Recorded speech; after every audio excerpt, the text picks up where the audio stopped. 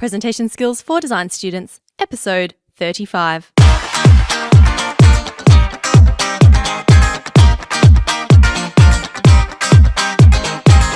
Are you a design student or graduate who wants to succeed in the professional world?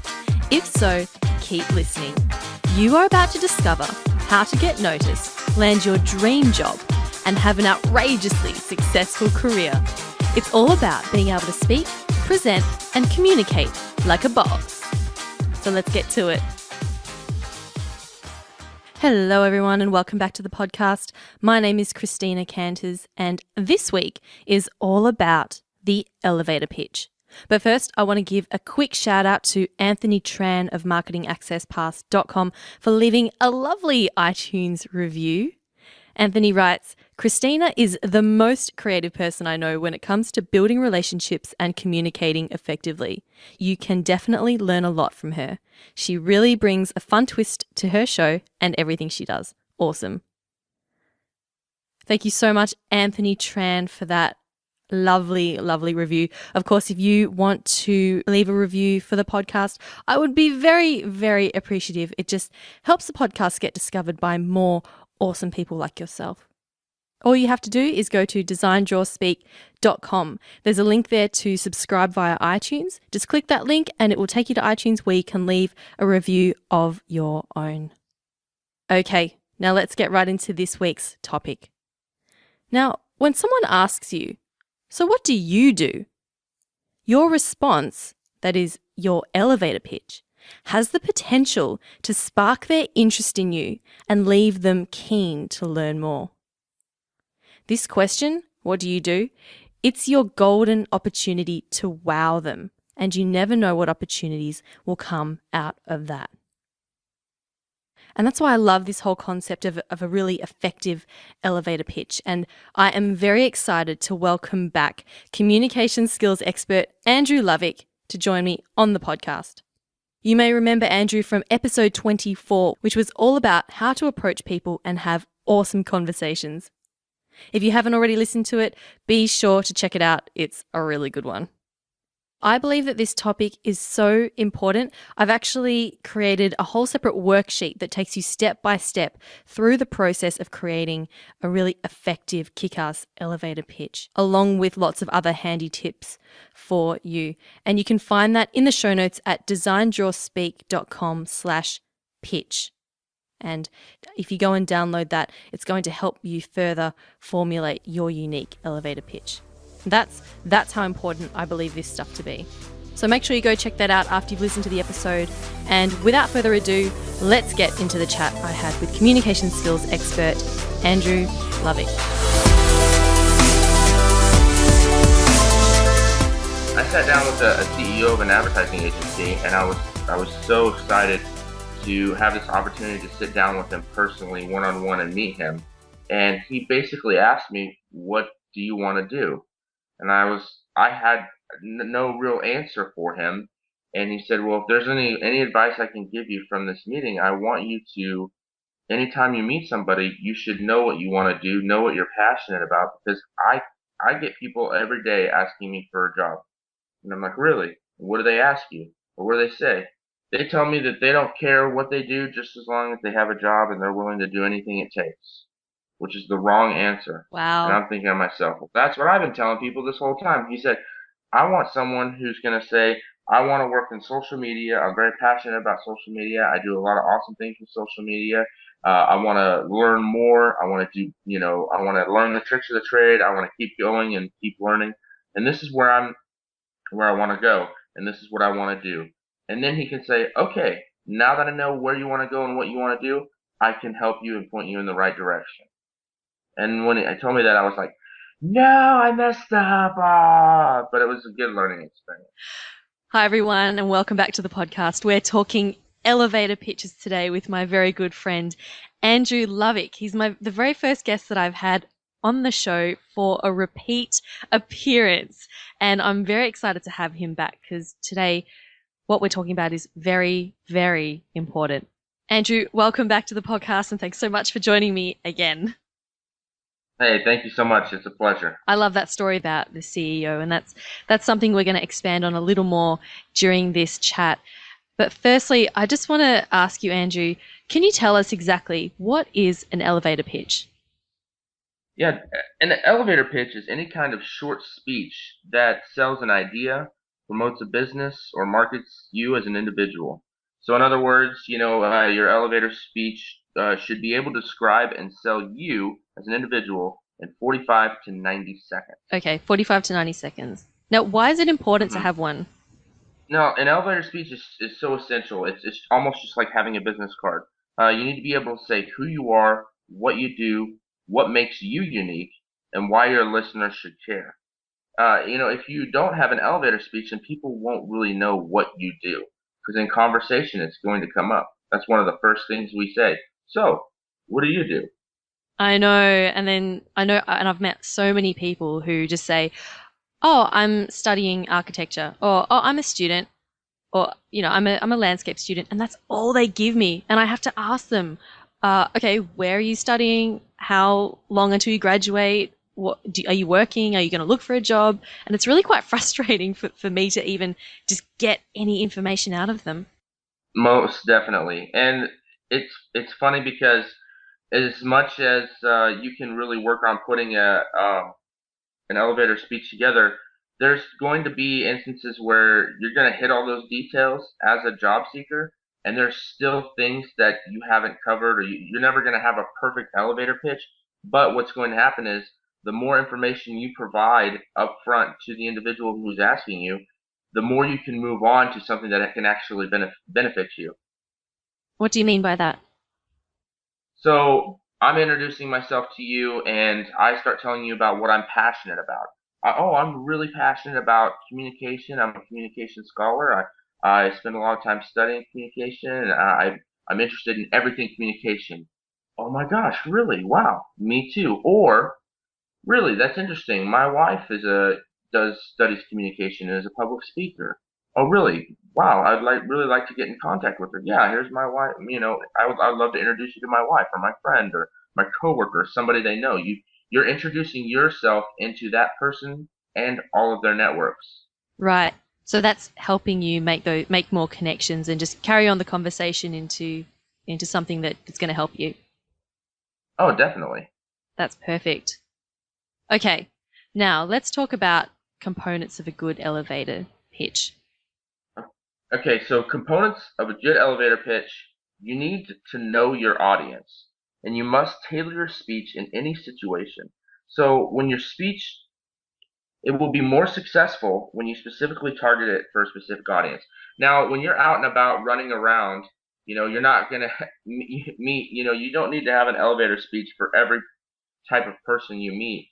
It's good to have somewhat of a generic one, but when you meet that individual, because you're not going to know the context, you're not going to know what they do or who they are, so you're going to have to kind of tailor it to them, if that makes Yeah, sense. so it's going to be different if you meet someone on the street as opposed to if you're at, say, a design event where you know there's going to be Event. other architects and designers who understand, all about design. Exactly. Just like a good marketing or branding plan, you need to know your audience, have a target audience in mind. So when you're preparing your elevator speech for a specific event, or if you want one just while you're walking around, you got to know. I mean, it's strategy. You got to strategically plan what you're gonna say through the steps I'm about to go through. But number one is know your audience. That's one of the most important Okay. things.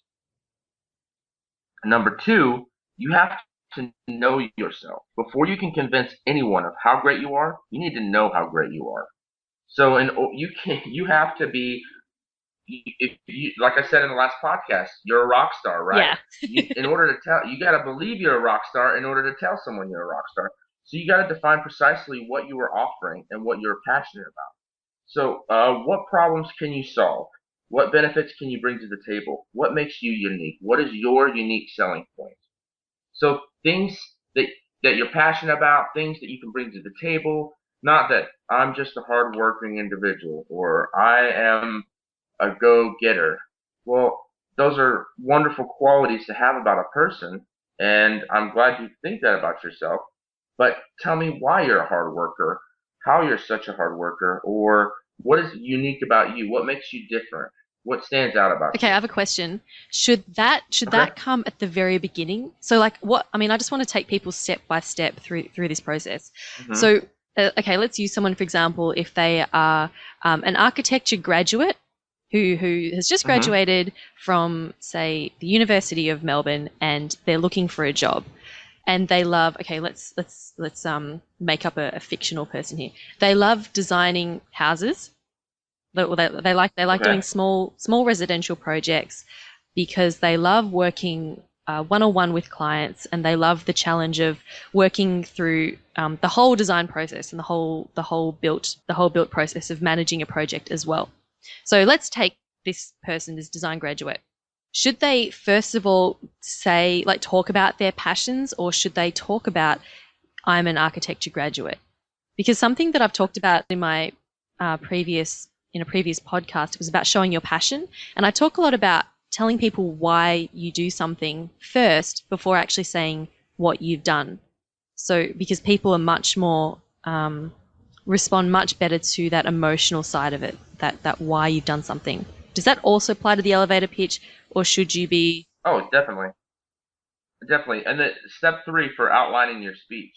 When you started to write this down, you make some bullet points. Number one, who am I? Because of course you have to introduce yourself when you first meet somebody. Step two, what do I offer and what am I passionate about? So, like what you were saying is, you need to kind of build that passion, throw in that emotion before you start offering up how you can do it or what you do, if that makes sense. So, what you were saying was dead on. okay? So start talking about your passions first. I would say so. Say I'm very passionate about small residential houses. I love working one on one. The things that really make you unique in what you do, and say I do what you said, whatever that. So like I'm passionate about finding solutions to design problems and I've been doing this through various projects on the side for so and so. Could you add that in? Yes, I think so. Okay. Most definitely. Okay, but is this a time where you should be bringing in skills? Say if you're really skilled at a particular software program. So I know a lot of people are specialists at say 3D rendering or Photoshop or 3D modeling or something. Is that worth bringing in, or is that a little bit weird to be talking about? Oh, I'm a Revit specialist. Depends on the context of the elevator speech. If you're running into somebody on the street or you're bumping into someone, maybe not so much. The skills and certificates that you Mm, have. okay. As far as if you're at a conference or you're meeting a CEO of a company that you potentially would like to work for, and they use those programs and they utilize those skills, almost definitely, I'm going to be sitting there saying, oh, also I'm extremely passionate about working with computers. I have awesome computer skills. I'm certified in computer aided drafting and design, 3D rendering. I know all these things. That adds a little bit of credibility to your name when you're pitching yourself. So what problems do you solve?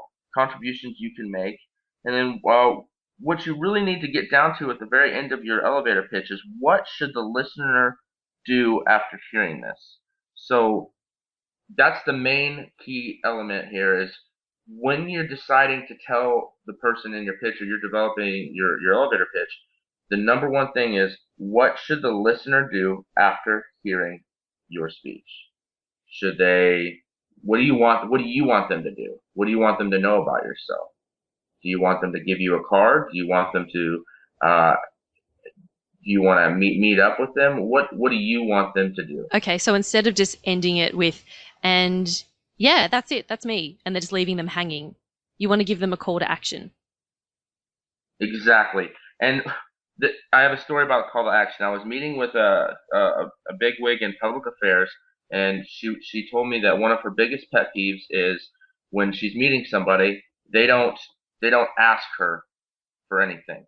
And she says, "I put it to you like this: when I get a phone call from a hospital ward asking me to come decorate with Christmas lights during Christmas time, I have no problems taking hours out of my day to go down to the hospital ward and decorating with Christmas lights. But it's not something I'm going to think about during the day. So if I'm never asked, I probably wouldn't go do that. So she said, what I want people to do is, if they want a connection or they want help with a resume or they would like to sit down longer or talk more or pitch an idea to me, I would like for them to ask me, because chances are it's not going to come to me first in my head. Right. So just asking the question is going to get you places. Just asking the question. I would really love to sit down with you sometime and tell you more about this, or I would love to meet the context that you have, or I would love to speak to you more about this. Can we sit down and talk to it? That call to action. You need to engage them once you find out, who they are, what they do. You need to say, "I'd love to talk to you more about this."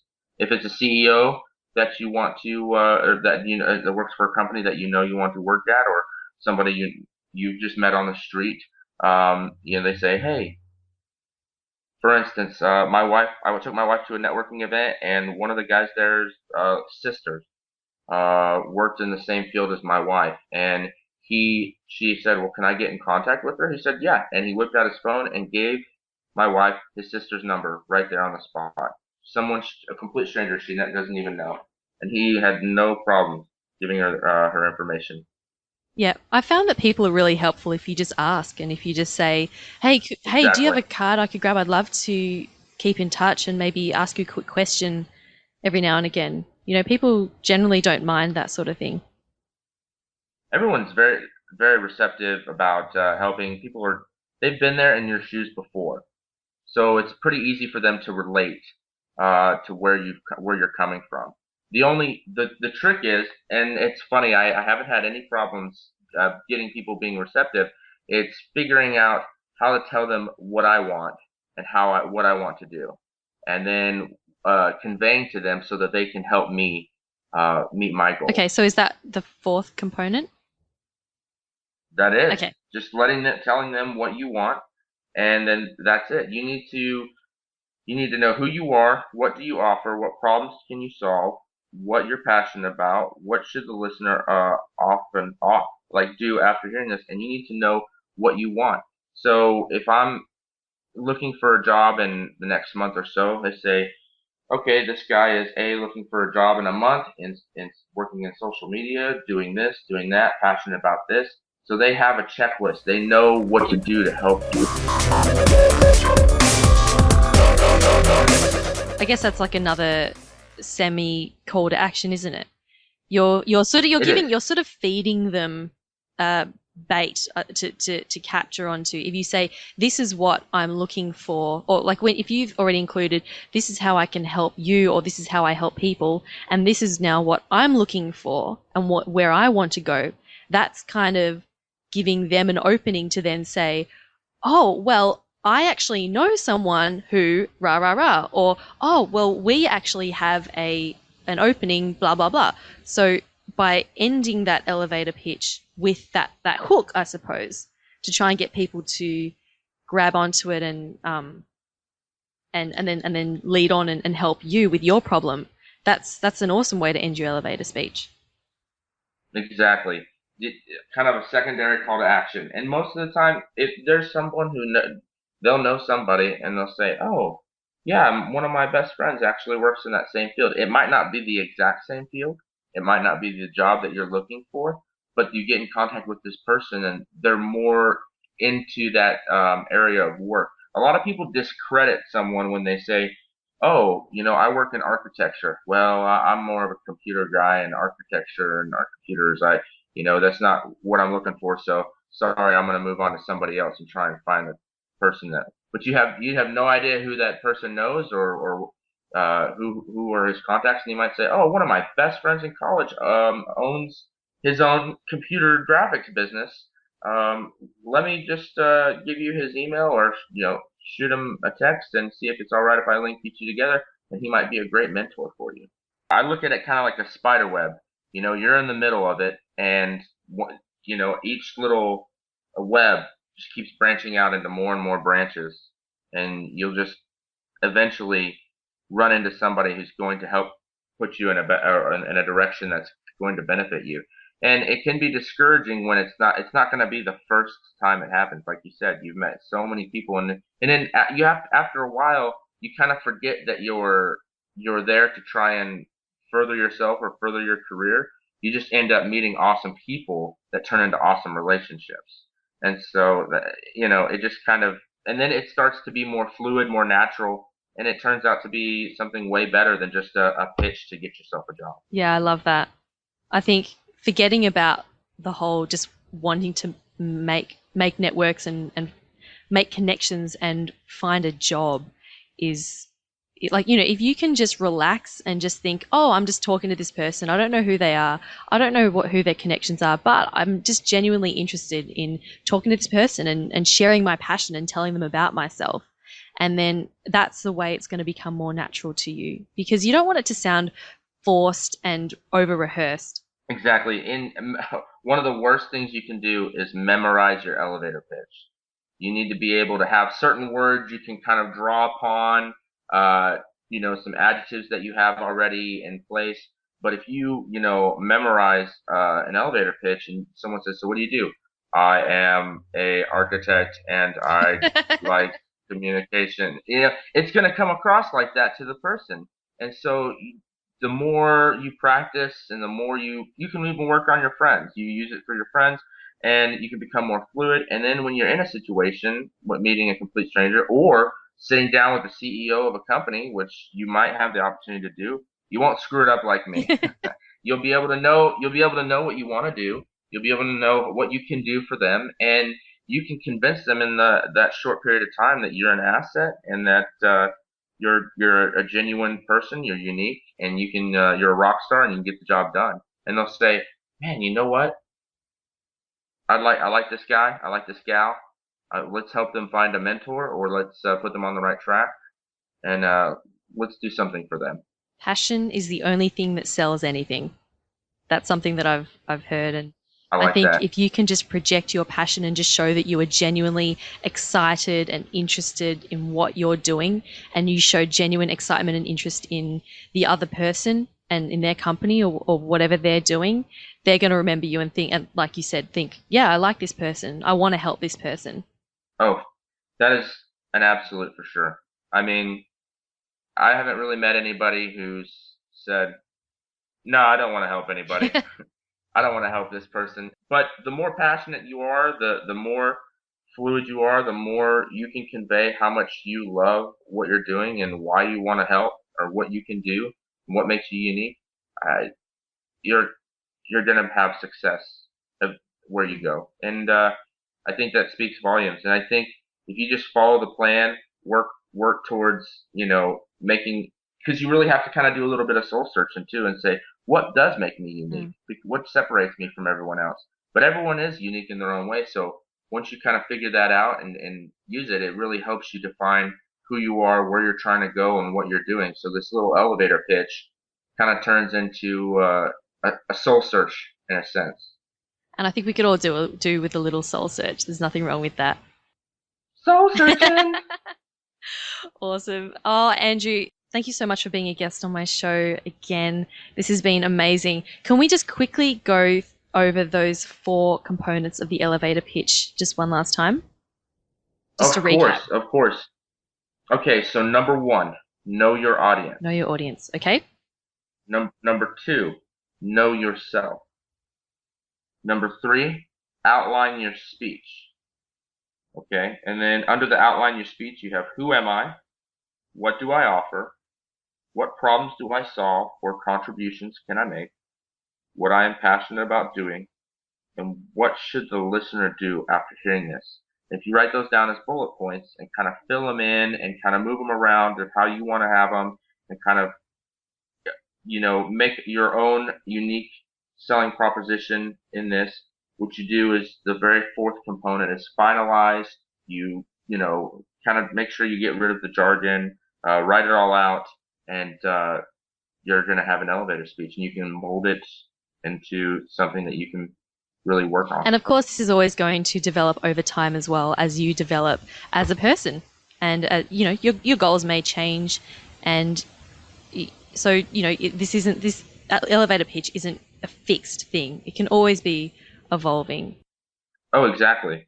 Your goals change, your passions change, your ideas change. As you grow as a person, you start to like other things and enjoy other things. And, just as long as you kind of follow this process, it's going to help you organize your thoughts and organize how you want to say things. So that way, when you sit down, you don't have a blank page and are just trying to write out who you are and what you're trying to convey.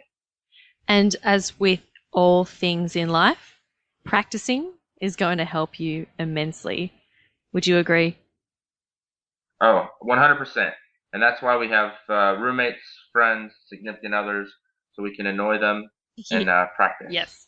And of course, like not practicing over and over so that it becomes like this robotic speech, as you were saying before, but just practicing talking about yourself and talking about your passions and just practice saying, I love doing this, or I believe that, the world can be a better place because of this. I think just practicing bringing that passion out over and over and using your friends, using relatives, colleagues, anyone who will listen, even just speak in front of the mirror, just do it. And just hearing those words come out of your mouth is going to make it much more easier for you when you actually are in that situation where you're speaking to someone at a networking event or the CEO of a big company. You never know. It's one of the biggest icebreakers there is. So what do you do? It's a sucky question, actually. It makes it sound like all we do is, work. That tends to be what people ask, about your work. So if you can turn that boring question into a really interesting conversation by bringing out your passion, then that other person's going to remember you pretty fondly. I think 100%. Just like I was able to remember you. When I first met you, it was awesome. You brought the energy, you brought the intensity, and it was phenomenal. And there are so many other people that I met at the conference that, I don't really remember who they are because there wasn't that flame, there wasn't that spark, there wasn't any intensity, no passion. And you don't want to talk to people like that. I knew there was a reason I got you on the podcast again. Just so you could flatter me. Exactly. But no, it's the truth though. It is the truth. It's just like the people that you meet or the people that are more in our memories or that are more rememberable. You can sit there and say, "Oh man, remember that guy? Yeah, or he brought the intensity, he brought the heat, he brought the passion. He knew what he was doing, he knew what he wanted, and he was very confident. And he's a lot more memorable than someone who just says, I'm an architecture student." Yeah. Andrew Lovick, it's been an absolute pleasure having you back on the podcast. If people want to get in touch with you and find out more about what you do, please give us some contact details if people want to ask you any questions. Oh, definitely. You can shoot me an email at lovick.andrew1@gmail.com, or you can look me up on Facebook, LinkedIn, Twitter. My Twitter is @LovickSanDiego. Please reach out and feel free. I'd love to connect with you and love to talk. Awesome. Thanks again, Andrew, and you take care. Stay classy.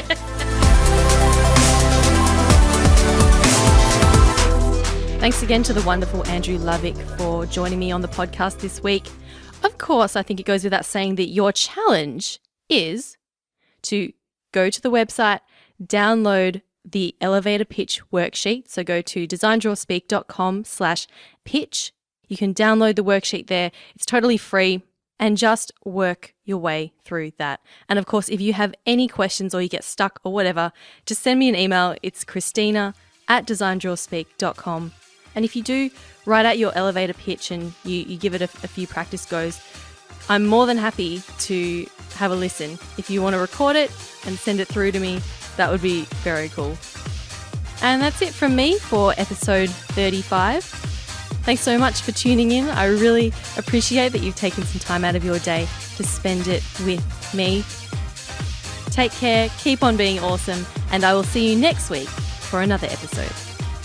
My name's Christina Canters, and this has been Presentation Skills for Design Students, helping you become a confident, creative communicator.